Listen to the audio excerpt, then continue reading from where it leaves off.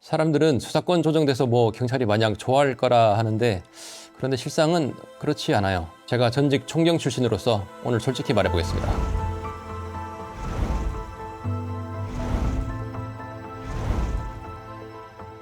안녕하세요. 전직 총경 출신 변호사 곽재현 변호사입니다. 수사권 조정이 뭐냐? 2021년 이전에는 검찰이 지휘를 하고 경찰이 그 지휘에 따라서 수사를 했죠. 사실상 경찰은 검찰 지휘를 안 받으면 멋대로 사건을 끝낼 수 없었어요. 결정은 늘 검찰이, 경찰은 그런 바탕이 되는 의견을 주는 사람이었어요. 그런데 이제는 경찰이 독자적으로 완전하게 사건을 종결시킬 수 있는 그런 권한이 생긴 거죠. 이게 수사권 조정의 가장 큰 골자예요. 그러면 도대체 수사권 조정은 왜 된 거냐? 사실 제일 큰 건 정무적인 부분이긴 한데 그건 뭐 제가 자세히 할 말은 아니고, 일단 기존에는 대부분 수사를 경찰이 거의 다 했죠. 인원도 사실 경찰이 검찰보다 어마어마하게 많잖아요. 그래서 대부분 국민과 관련된 민생수사라든지 실제로 고소고발이라든지 조그만 사건 이런 거는 경찰이 다 했어요.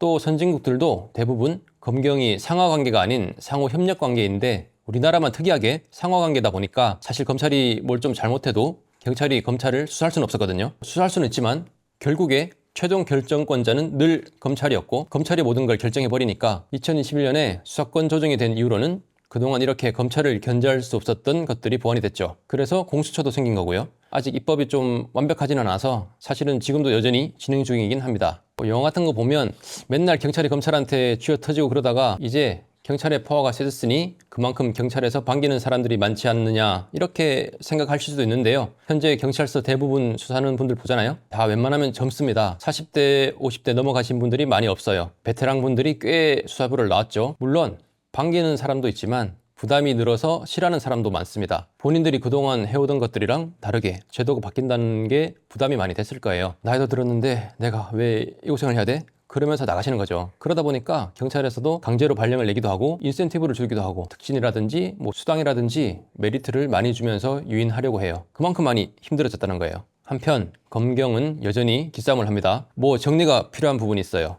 기존에는 검사가 지휘를 내릴 때 자기 책임 하에서 지휘를 내리는 거기 때문에 굉장히 정교하게 사건 기록 다 보고 진짜 필요한 것만 딱딱 해서 지휘를 내리곤 했는데 수사권 조정 이후로는 경찰이 딱 송치, 불송치 자체적 결정을 해요.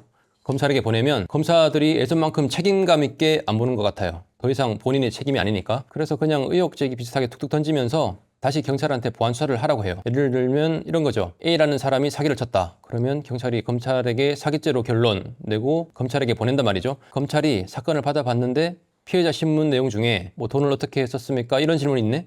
제가 인터넷으로 도박도 좀 하고 차도 사고 밥도 먹고 이런 답변이 있네. 그러면 인터넷 도박도 했다고 진술했네요.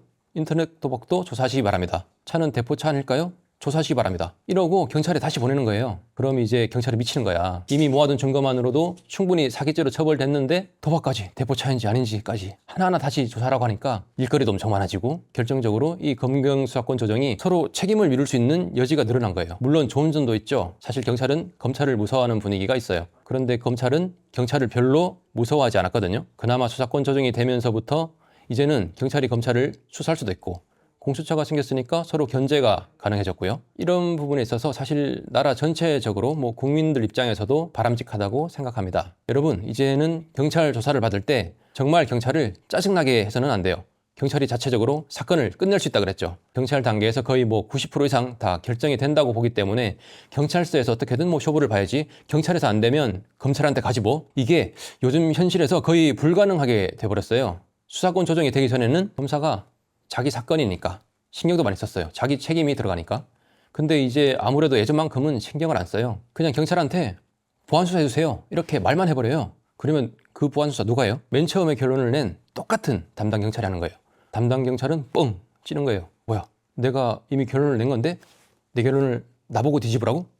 명백하게 뭐 추가 증거가 나왔거나 판례가 잘못 적용됐거나 이런 게 아니면 결론이 뒤집히기 힘든 거죠. 이제는 반드시 경찰 조사 전에 변호사를 찾아야 합니다. 오늘 컨텐츠 재밌게 보셨나요? 여러분, 변호사가 필요한 순간이라면 우리한테 오세요. 전직 총경, 20년 수사팀장, 검찰 수사관이 당신 사건에 집중하면 결단코 경찰들이 당신을 함부로 대하지는 못합니다. 우리가 해결 못한다면 당신 사건을 해결해 줄 수 있는 변호사가 있을까 싶기도 합니다. 사실 뭐 이 말 하려고 지금까지 빌드업한 거기도 한데 딴 데 가지 말고 우리한테 와요. 우리가 제일 잘합니다.